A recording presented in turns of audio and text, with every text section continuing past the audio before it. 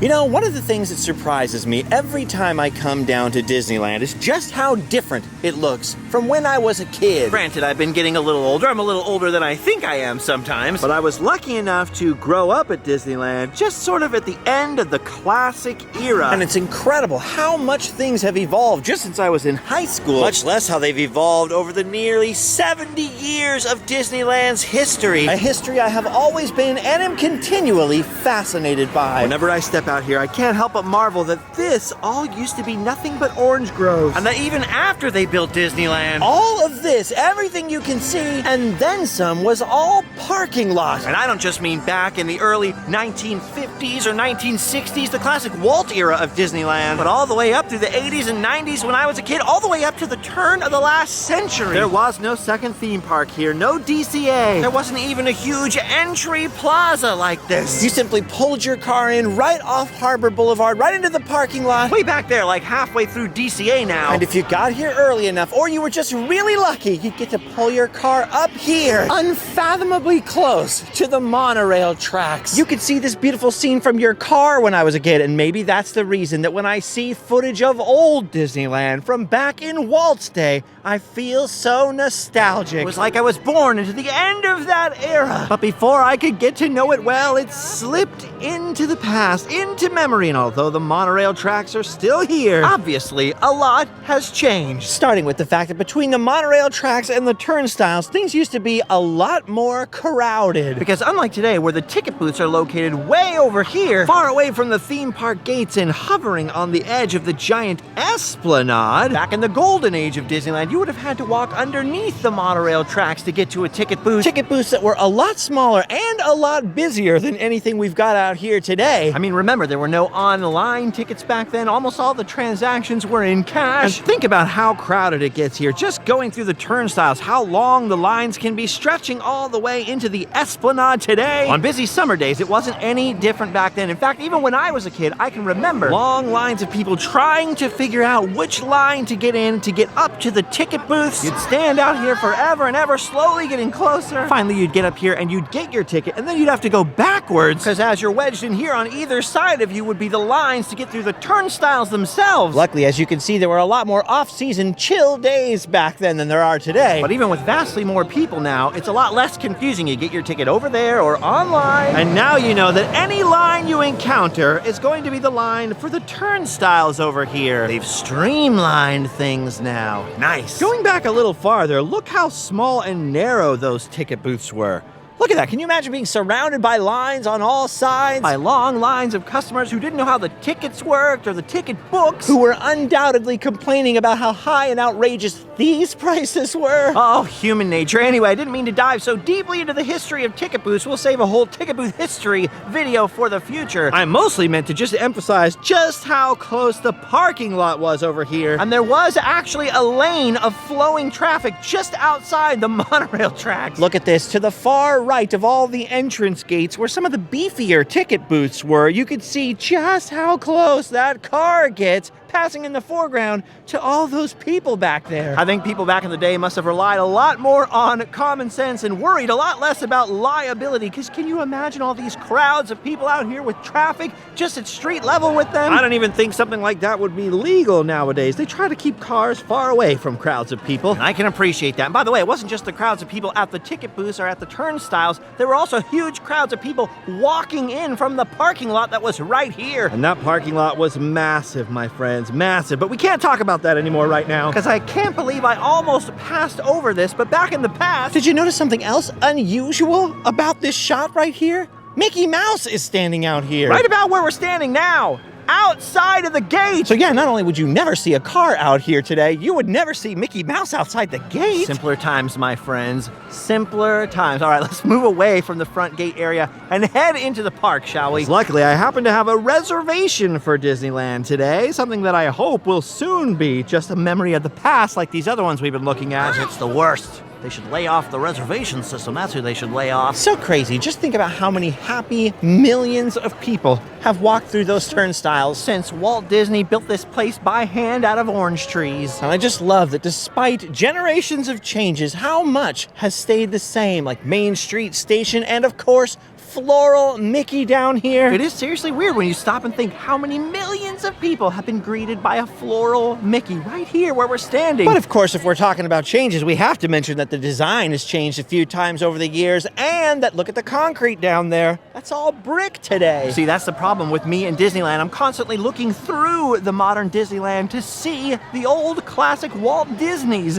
Disneyland. It's a common problem for me, but I gotta be honest with you, I didn't intend on coming down here and diving into a bunch of epic history today, which is why, as I say, don't worry, we'll dive more deeply into the entrance of Disneyland and the old ticket booths in a future installment. I had originally planned on coming down to the park today to ride a bunch of rides and get crazy and wild. Unfortunately, I completely heimbucked my back. I've been out for like a week and a half, just laying there in pain. So I won't be getting as wild and crazy as I wanted to. But that's okay. It gives me an excuse to wander around Disneyland, thinking about the past, checking out the sights and sounds of yesteryear, and planning some more of those deep dives for the future. Problem with me, though, is I tend to get carried away. So a quick research day where we just look at a couple of things, a nice light adventure, that is usually out of the question. Luckily, the parade coming is gonna force us away from Main Street, so I won't linger too long here. However, it's routing us to the alternative pathway over here, which is a piece of Disneyland history, because back in Walt's day, what is now this sort of shortcut backstage tunnel was the Hills Brothers Coffee Garden, sort of almost like a little sidewalk cafe where you could sip your coffee. Dude, wish they served coffee in here right about now. I could go for a cup of joe, let me tell you. Now it's just this weird tunnel to get you around the parade, get you around the fireworks. Cool part is it also serves sort of as an accidental gallery for all those epic attraction posters, both new and old, both rare and extremely common. Like, how often do you see a Columbia poster? You're not gonna see that at the entrance. Pretty cool. Actually, looking at all these posters makes me want to go back outside again. Because although we all think of these attraction posters as being just from the tunnels through which you enter the park, the fact is you only ever had room for about 8 posters or so in each tunnel. So the reason that there are so many of them is that famously, back in the classic Disneyland days, you would have had the posters all arranged in front of Main Street Station down here as you entered the park. And at some periods of time, from one side all the way to the other side of that fence. So just think about it, when Disneyland was still relatively new and there were still very few places like this on Earth, really nowhere like this on Earth, you would come here and see dozens of attractions, a little preview of all the things you were gonna see inside. And the attraction posters weren't limited just to the fence inside the turnstiles. You actually would have started seeing them well before this point, and way before the tunnels, back outside, out here with the monorail track. Yes, I just walked all the way back out of Disneyland past the whole new Magic Happens parade, which is a fine parade, let me tell you, by the way, just to come right back out here where we started and look at these poles. I told you, I get carried away. Let's watch that monorail zoom away one more time. Look it down below. On all 4 sides of the poles holding up the monorail track are attraction posters. So even before you purchased your ticket books for the rides, which is important, remember you had to have a ticket, a separately purchased ticket for every ride you did. Even right when you were coming in from the parking lot, you were getting bombarded with advertisements for the exciting attractions within. Look at this central pole right here. As you can see, back in the day, it had attraction posters on it as well. This one's a Matterhorn poster from back in 1959. And check this out. These, by the way, are the original poles, which means if you know where to look, you can still find the holes and sometimes even the clipped off bolts that held up the attraction poster frames. Kind of hard to see, especially when the rose bushes here are in full bloom now, but they're on the north and south sides of the old poles. Which the attraction posters inside reminded me of it, and I had to share.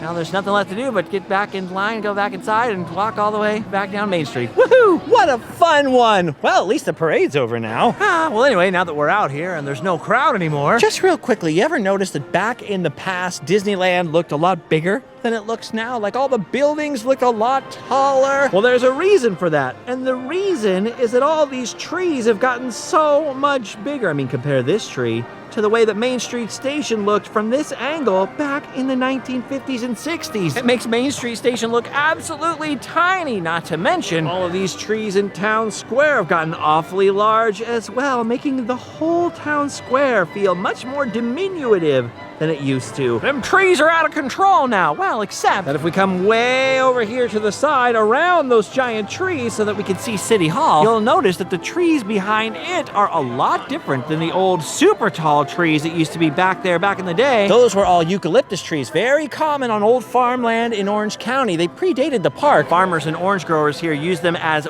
windbreaks. And they're actually imported to Southern California from Australia. They were once a very common sight out here. The problem is once they get to around 100 years old, they can get kind of fragile. They drop branches like crazy when it gets windy, which it often does. And so places like Disneyland that used to be orange groves, or places like Knott's Berry Farm that used to be an actual berry farm, used to smell very strongly of eucalyptus, which is a very particular smell, let me tell you. So it's one thing to take a gander into the past at what Disneyland in the classic era used to look like. It's another thing to know what it smelled like. And if you want to know what Walt's Disneyland smelled like, a lot like eucalyptus. At least in Town Square, anyway. Did you guys know this area over here, this now the seating area, the outdoor seating area for the Carnation Cafe, is a street? It's West Center Street out here. Or at least it sort of used to be. Look, there's no street leading this way now. Across the road, if you look at the ground, you can see East Center Street has still got some street to it. But the other side of our cross street, West Center Street, used to be the Disneyland Flower Market. Back when you could still walk back here. Look at that. I got more photos and pictures of the flower market than I could ever possibly know what to do with. It was a very popular stop, especially because you could buy those paper permanent flowers for your friends, your mom. You see why I have so much trouble out here? I can't walk past anything without thinking about not just what it is and is supposed to be, but also what it used to be. I can't help it. When it comes to Disneyland, I'm a time traveler, and I kind of prefer it that way, especially when we're talking about time traveling to when these trees weren't so gargantuan. Everything at Disneyland now looks tiny and sort of extra crowded because of the trees. Trust me, gang, I am a big-time nature lover, especially when it comes to trees. But look at this. Where's the castle? You can't even see it. The trees are in the way. Imagine trying to see the fireworks projections. Impossible. So if I was the emperor of Disneyland for just one day, I'd be like, guys, this is supposed to be a miniature kingdom.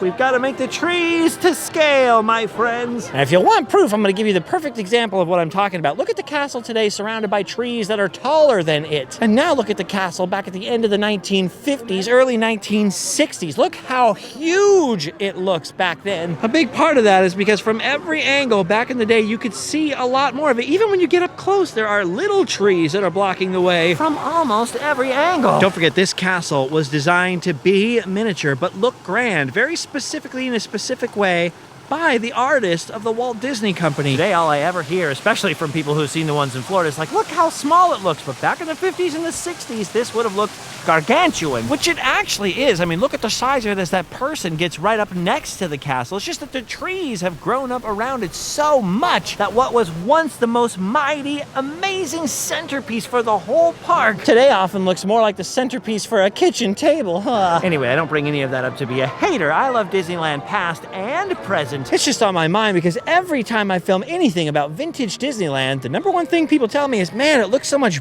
bigger back then. And the simple explanation is there's just a lot more stuff in the way now. Well, except inside Fantasyland. Inside Fantasyland, it actually looks bigger, but we'll get to that in a second. Look at this down over here next to the castle in the moat. I love these fountains they've added for the 100th anniversary, but back in the day, you wouldn't have seen fountains. What you would have seen were swans, both white and black swans. The reason the swans are gone? Swans are really mean. Trust me, you don't want to try to pet any swans in real life. They may have looked beautiful and fit the fairy tale theme, but they were ornery. Just look at this. Look through the castle gate. What you see is the carousel awfully far away. What you would have seen 50 years ago is the carousel again, but much closer. And that's because back then, it was a lot closer to the castle. Instead of this kind of a view, it would have completely filled up the viewfinder of your camera because it was sitting pretty much right here in between these two buildings, way up closer to the castle. You can really tell how much things have changed when you look at today's Mervin's Marvelous Miscellany, once the knife shop, and even before that, Merlin's Magic Shop. Look at the turret over here, the little tower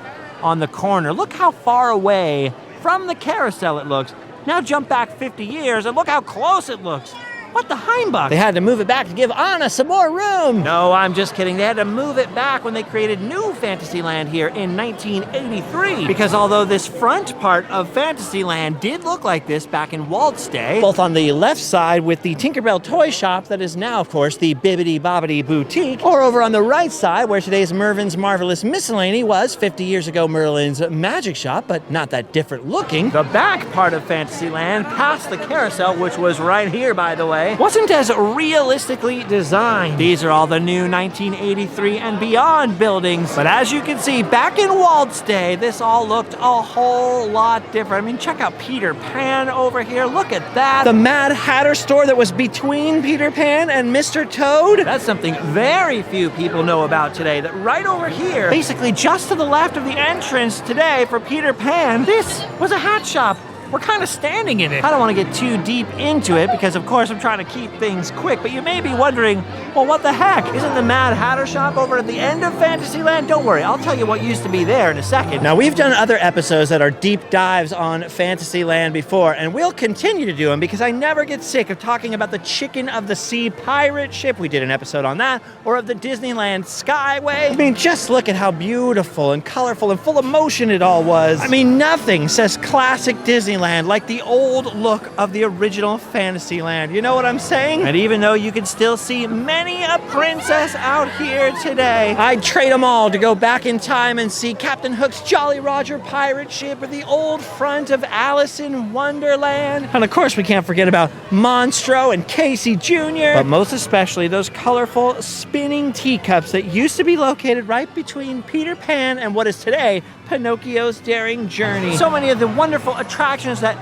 thank God, have survived here at the modern Disneyland, because let's face it, it just wouldn't be Disneyland without these things. They're classics. You can't get rid of them. They're bigger than the Beatles. Like, I'd hate to be the person at the company who even suggests getting rid of Storybook Land. What do you want everyone to think, you have no imagination? Oh! Or the teacups. Even the modern version of the teacups are classics now. They can never leave. No way, dude. Things need to change, but some things need to stay the same. All right, I'm not gonna lie to you. My back is starting to get a little grumpy. I'm feeling a little bit like, ah! But real quickly, to keep my promise, I forgot I was telling you that the Mad Hatter, the hat store located over here next to the teacups, or actually between the teacups and, of course, Mr. Toad's Wild Ride, used to be around the corner on the opposite side of Mr. Toad's, between it and Peter Pan. So what was here? Right here where we're standing was a whole bunch of tents. Colorful, medieval, circusy, jousty type tents. Sort of similar to the top of the carousel over there. Actually, to see it, we should probably get up in the sky. Today, there's nothing over yonder past Casey Jr. But 50 years ago, if you were to walk up these now hidden steps, you would have found yourself at the top of the hill in a Swiss chalet, boarding the Skyway. And once you started taking that magical journey, lifting you up into the sky far above Walt Disney's beautiful, gorgeous, fantastic Fantasyland, you could have grabbed a snapshot from your chariot in the sky like this. And if we pan down, what you're seeing on the right is the side of the Mr. Toad building, and on the left there, that's the tent we're talking about. Inside of that tent, which was just over here where the modern Mad Hatter is, was a restaurant, like a kind of a quick service restaurant, we call it today, where you could get your Fantasyland themed burgers and fries and meals. And then basically in this area that's now sort of a planter where you see these little carts and stuff, you would have had not just the edge of the big main tent, but also a whole bunch of little umbrellas, a forest of umbrellas practically, where you could sit down and enjoy a meal with the fam, and from which area you could look out from underneath your Mickey Mouse printed umbrellas and see the carousel or the Mad Tea Party. And you'll notice they were sitting next to a couple of things we filmed 10 years ago now on Random Land, both of which you could see from the air over here in the courtyard in the line for Mr. Toad way back in the day from that aerial photo.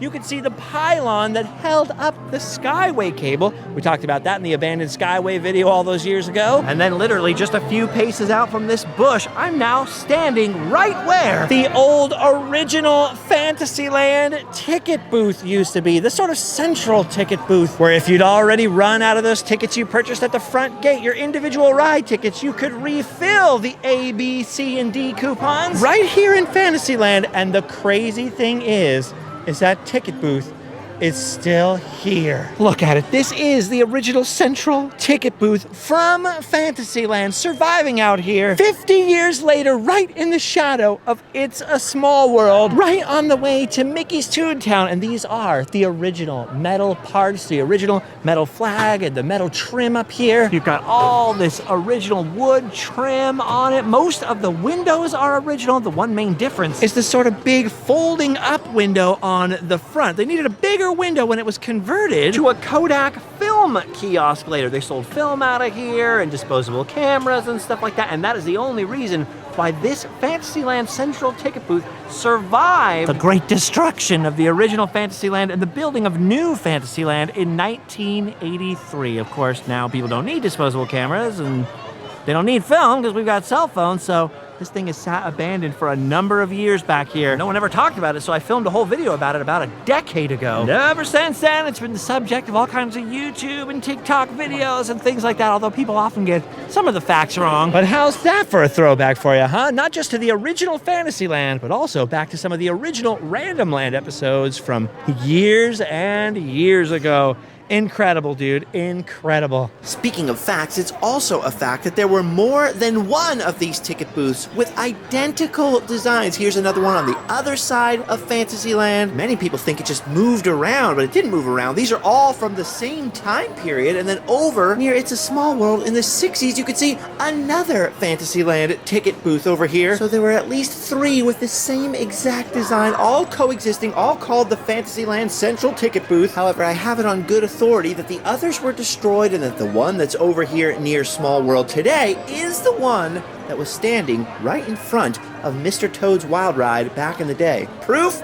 We don't have that yet. Well, it's complicated, but maybe we'll get to that in a future installment. Until then, maybe it's safer to say this is a Fantasyland Central Ticket Booth. How about that? Now, if you like this kind of stuff, like I mentioned, I've been doing this for 10 years, and I'm going to keep doing it, too. There are so many awesome old pieces of Disneyland that I still want to tell you about. Even though I was one of the very first people out here doing the history videos, there's a lot more history to uncover. I got an ever-expanding archive of historic photos and film, which I'm always looking for more if you want to send it in. I've got a lot of Disneyland history plans coming up. That's part of why I was down here today, do a little research. You know, take things easy, do a little research, but keep forgetting my back is actually pretty sore. I didn't even bring ibuprofen with me. I'd kiss Pluto on the mouth for some Tylenol right about now. So I think I might be at today's limit. I might take a break for a second. I love showing you guys never before seen film and pictures from back in the day, but I don't want to show you too much all at once so we can save them for some of those deep dives coming up. All right, I'm gonna grab a popcorn from the greatest popcorn booth ever known to man because of the little guy working in there. And by the way, why is the Matterhorn closed again?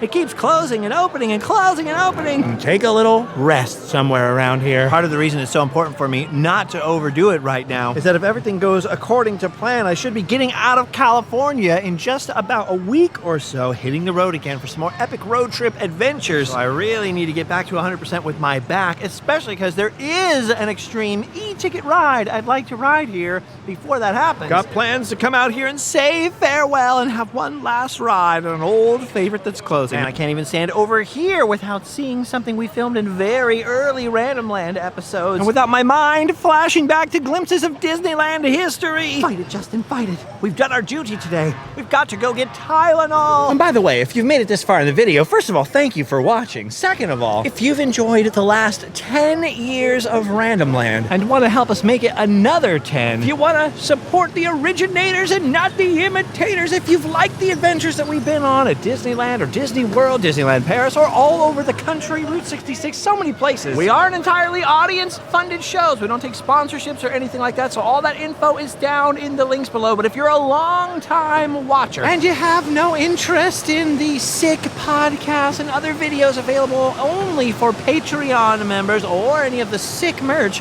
over at our online store, awesome if I do say so myself, then would you do me a favor to help us celebrate 10 years? If you have a favorite Random Land episode from the last decade, do me a favor and share it with someone you think will like it. That will help a lot. From the very beginning, our mission has been to do a family-friendly show, a nice positive escape from sex, politics, and religion. No talk about those. Explore things we like in sometimes an adventurous and sometimes an educational-ish way, all while avoiding clickbait and salaciousness and negativity and all that kind of stuff. And even if you're late to the party here on Random Land, we'd love to have you aboard. So, I don't make this pitch every video, not even every 10 videos, but please, check out the links down below. Maybe hit subscribe. Dude, this looks a whole lot different than it did on Star Wars Night a couple episodes ago. That was a fun one. Anyway, with my recurring 3 Heimbucht discs in the back of my neck, if I don't get home soon and lay down, I'm gonna be in some deep trouble. So I'm gonna see you guys back at Disneyland very soon for some more adventures. Not to mention, there's literally more than 1,000 other videos on this channel for you guys to watch. So I think, for now, I've done my duty. It's time to go home and sleep well. See you next time.